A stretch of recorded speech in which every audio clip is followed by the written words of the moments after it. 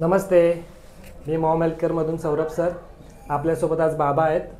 तर बाबांकडून आपण अनुभव जाणून घेऊयात त्यांचा. बाबा नमस्ते. नमस्ते.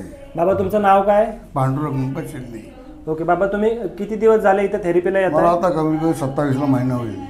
ओके ओके ओके, म्हणजे महिनाभर तुम्हाला महिना झाला इथे थेरपीला येऊन? महिमान होईल. ओके दोन त्याचा 27 पर्यंत महिना होईल माझा. Okay okay. तुम्ही थेरपीला यायच्या आधी तुम्हाला काय काय त्रास होते? मला काही डायबिटीसचा त्रास, डायबिटीज, दमा लागायचा आणि लकवेचा त्रास होता मला. Okay okay. पण ते आता मला बरं वाटतं. तुम्ही रेग्युलर थेरपी घेताय? गुडघे दुखते, कंबर पुढे, आता पुढे कंबर ओके आणि गुडघे दुखते. ओके. बाबांना डायबिटीज आहे आणि बाबांना हृदयाच्या इथे दुखायचं, परत गुडघे दुखायचे.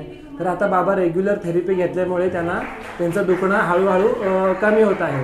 तर बाबा तुम्हाला आता तुम्ही लोकांना काय संदेश देऊ शकता की थेरपीला इथे आपल्या थेरपी सेंटरबद्दल तुम्ही काय संदेश देऊ शकता? लोकांना मी सांगतो की तिथं गेल्यानंतर आराम मिळतो, पण तुम्हाला जायला पाहिजे. बरोबर. जाऊन प्रयत्न करा तिथे जाऊन. बरोबर. आपण गेल्याशिवाय आपल्याला आराम कसा मिळतो? बरोबर. असं आहे. असं लोकांना मी सांगतो. काही लोक असं विचारतात मला, का ते तुम्हाला आराम आहे का? हो आराम आहे म्हणून.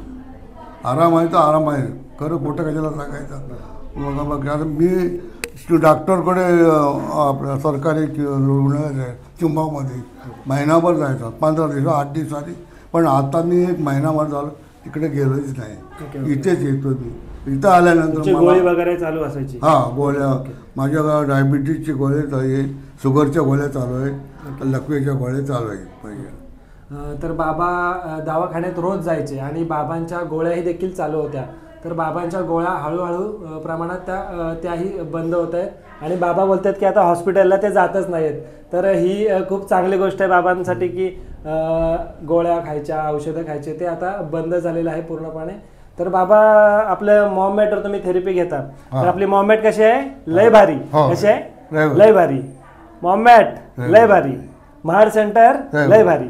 धन्यवाद.